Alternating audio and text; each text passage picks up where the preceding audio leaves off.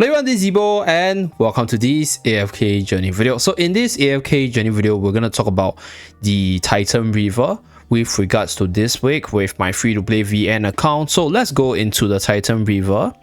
So for this week, we are getting Orsen as well as Crystal Beetle. And I've tried multiple different combinations of units, and splitting into the physical and the magical side seems like the best combi for me yet again. So this time around, we are going to max out the damage on one team. As you guys can see, we're going to do 731 mil over here and then only 100 plus on the other side. So we're going to run through the team formations as well as talk about the unit choices. So okay, let's go through the formation first. So this is the formation as such. So we are going to put our Smokey at the corner so that Smokey's ultimate as well as the aroma buffing can carry through to actually benefit my whole team itself.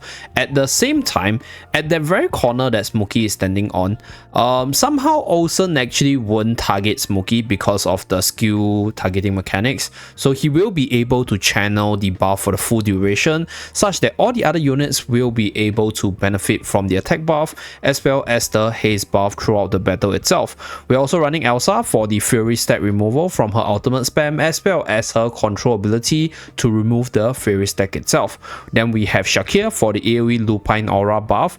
My Shakir right now in this game mode is in the Mythic tier, originally Legendary but upgraded to Mythic tier in this game mode specifically. So mainly there for the ultimate over here, for the coverage for the ally, for the damage reduction, as well as more importantly the haste component. Then we have our Corin over here, pretty decent damage dealer. So if you take a look at the damage distribution, right, my highest damage dealer is Corin because Corin is part physical and part true damage, and at the same time because he's buffed by the likes of Shakir as well as our dear Smokey over here, so he's actually quite powerful in terms of damage dealing, being the main carry for my team. So right here we're gonna run a 4-1 with the Quick Blade spell over here.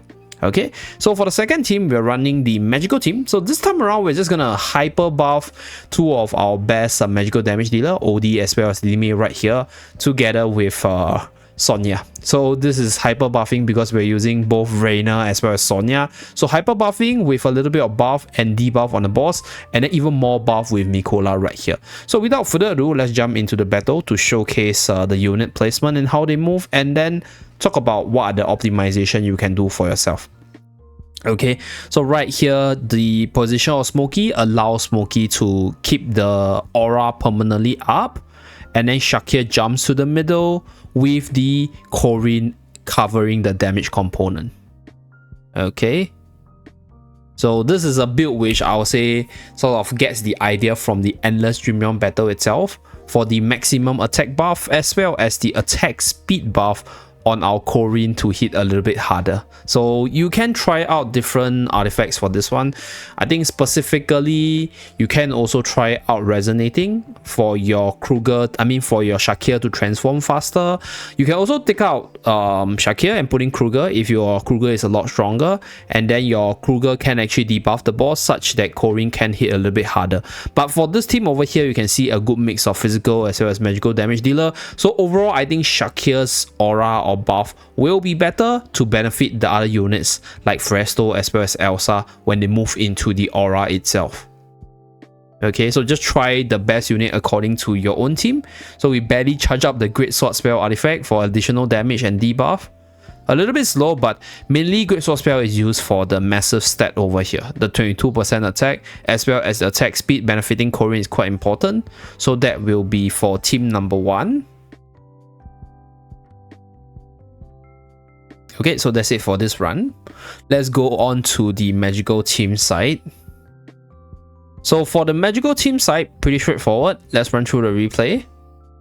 So our Reina is gonna send in OD right smack into the middle of the boss, and then Lilime will be in this position, and as you guys can see, the boss will actually target the center of the battlefield for the boss to only stun the middle 3 tile most unit. So Lilime will be able to benefit from the Mikola buff as well as maximize her damage because she will not be CC'd by the boss over here.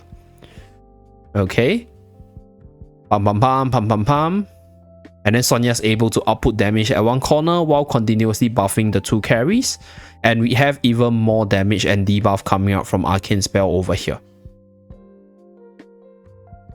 So for this team, there are a few variances you can use. You can use Coco together with Tailin if you do have them built up, because this boss specifically is weak to the magical side of things.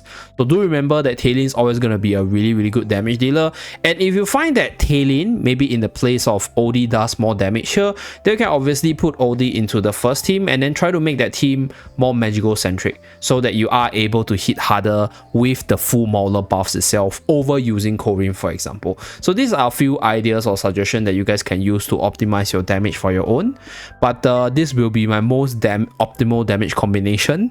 One doing over 700 mil. Technically this team alone is enough to cover all the rewards, so the first team is just there for me to push a little bit more damage, which doesn't really matter from a free-to-play player's perspective, because you only need 650 million to get everything, including the Titan and the over here.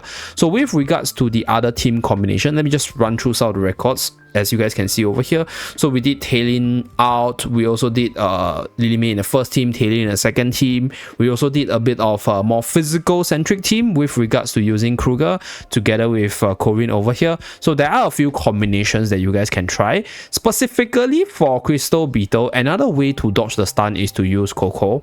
So Coco's shield will be able to dodge the stun, because when the unit is not damage over here, right, there won't be the stun duration. So as long as the unit doesn't lose HP, right, the shield is able to take the damage itself, then you won't be stunned by the boss. So you will be able to output your damage consistently. So you can definitely try using Coco together with Tailin for this team as well, and then maybe use Rainer or maybe Smokey on the first team and try to play around with the different combinations you have. Or maybe even putting Sonya into the first team and then running a full Mauler plus Wilders team for the second team itself. It works that way as well. So that's pretty much it, just a few like simple formations plus idea throwing at you guys, so that you guys can just max out your 650 mil rewards for this run itself. Okay, so thank you very much for tuning in. Do remember to like and subscribe to see more. See you guys again in my next video. Bye guys.